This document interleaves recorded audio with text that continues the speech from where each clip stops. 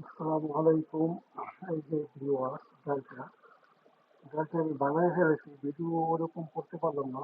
আমি খুবই দুঃখিত। এই যে দেখেন আপনার ডাল পিওর ডাল। এই যে,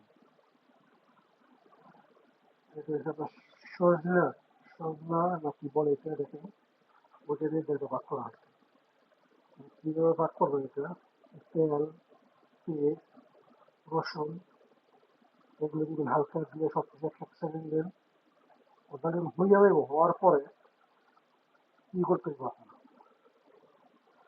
বাগারটা দিতে হবে, রসুন দিয়ে, শুধু রসুন দিয়ে বাগার দিলে হবে। আর ধনিয়া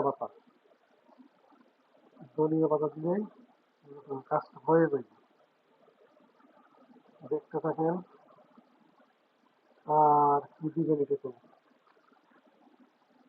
ধনিয়া পাতা লাস্টে, মানে হয়ে গেলে লাস্টে একদম চুলার তাপমাত্রা 0% হয়ে যায়, তারপর দিতে হবে ধনিয়া পাতা। পুরো সাদা হয়ে যাবে সব।